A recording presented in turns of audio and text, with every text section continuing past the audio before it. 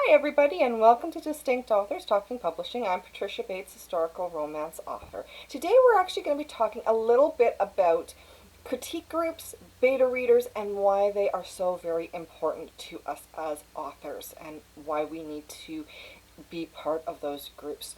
I'm also going to be talking a little bit about some of the fears that are associated with both of them, just because of the nature of what they are and how they work and that sort of thing. So I hope that you will find this video helpful, and let's just jump right into it. Well, let's see. We have gotten our book, we've started writing.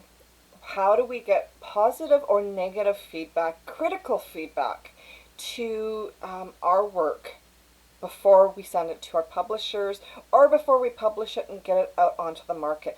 Well, there's a couple of different ways.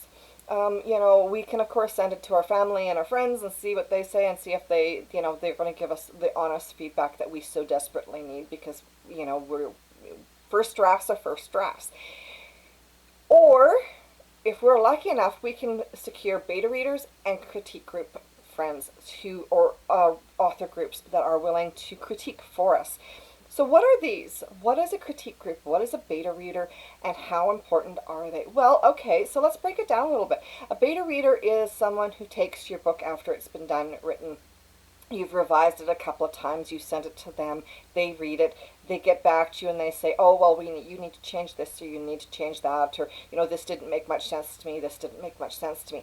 Beta readers are fantastic. They are a valuable resource for any author to have on board. And really, if you've got a really good one that is willing to give you the hard-nosed, this needs to be taken out, this didn't make sense, what were you thinking, kind of advice, that's what you are looking for. Those are the beta readers that are invaluable to you as an author.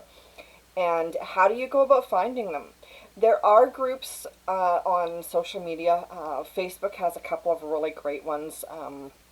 I know I found a couple of beta readers through them, and they are really amazing. The feedback is fantastic, and it's really simple, easy way to connect with them. There are other options as well, like author groups. If you've got a local writer group in your area that you're part of, a lot of the time you can find beta readers in that group as well.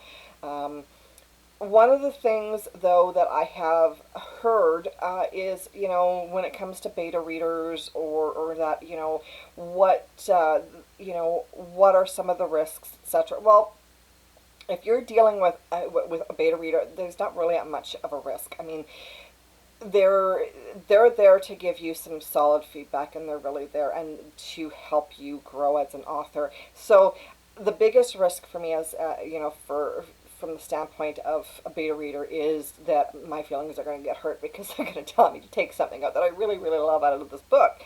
But it's not necessarily a bad thing. They're there to make sure that your book is the best product that you can possibly put forward, whether you're going to self-publish it, whether you are going to send it to a publisher.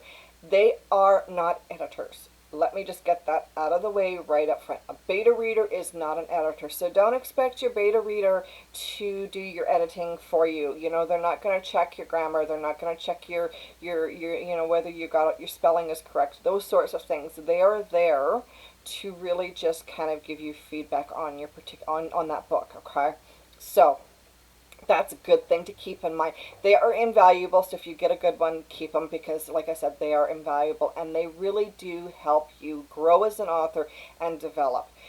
The next group is a critique group. So what is this? How is this different from a beta reader? Well, a critique group looks at your project chapter by chapter, page by page, and they really break it down, and they go line by line by line by line, and they shred it. They are your feedback, in the sense of they are a group of your peers, and they are, they all have different strengths, they have different voices, they all have different styles, so they look at it as the whole, and they have experience with it, and they are very much like an editor without being an editor, and they are very reciprocal. So in my experience working with critique groups, it's really been, if I'm working with a critique group, that critique group is giving me feedback, but at the same time I'm doing critiquing for them. So it's a one for one. So if I do one, if I post a chapter, and I have 4 people critique it, I tend to critique those 4 people's work. I'm in a critique group right now, and the ladies are absolutely amazing, amazing, amazing. The feedback that I have gotten and is just absolutely phenomenal, and it's so wonderful because they don't just say it's good. They don't say you're spot on. They say, what were you thinking? This needs to be changed. I don't see this. I don't connect with this character. I'm not connecting with the plot. I'm not connecting with the pacing. This is off. That's off. But they also give you really positive feedback, and I don't necessarily mean that they saying, this I don't relate to the character isn't really good feedback, because it is. It's very positive in that it's that critical information that you need to really polish your work, because that's what you want. You want something that is polished, that is, is going to hook your reader, is going to keep them entranced so that they keep turning those pages on that book. And if you don't have a book that is page turner, you're not going to see a lot of finished reading. And that's unfortunate, right? So you really want to make sure that you have a critique group that is, or a critique partner or a beta reader who really is not scared to tell you that you suck. Because we all do have our blind spots when it comes to our writing. We see what we think should be there, not necessarily what is there. We can see the image in our head, and it doesn't necessarily equate to what's on the page. Prime example, I'm working on a project right now, and I had it through my critique group, and one of the things that they came to me and said was, I'm really not feeling the setting. I don't know where, I don't know where this is. What is this? And it's like, well, I can see the image in my head, and they're like, well, it's not on the page. So really understanding that is, that's vital information that you need, and it's really good information, because if you're just being told it's good, it's good, it's good, it's great, don't change this, don't change that, you don't need to do any changes, you're not going to see any growth. Now, I've been in the industry for 11 years. I actually just celebrated my 11th year of my first book coming out, and by no means do I think that amount of time has shown me absolutely everything, because it hasn't. And it's a prime example is I have been writing, I've got numerous books out, and I'm still finding value in having someone read through my work and say, you need to change this, you need to add this, you need to take that out, this is repetition. Because, again, we see what we think should be on the page when we are writing, not what is actually there. So sometimes it's just that little bit of, a fresh set of eyes that really is beneficial.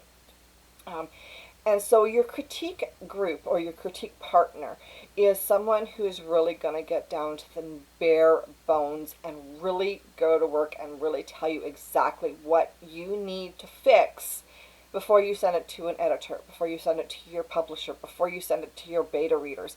Because your beta readers catch all the little things, that you've already fixed. They're there for when you've done your revisions and you're ready to send it to the publisher, send it to the press, to upload it onto Amazon. They're kind of sort of the last line of eyes to read your work before it goes live.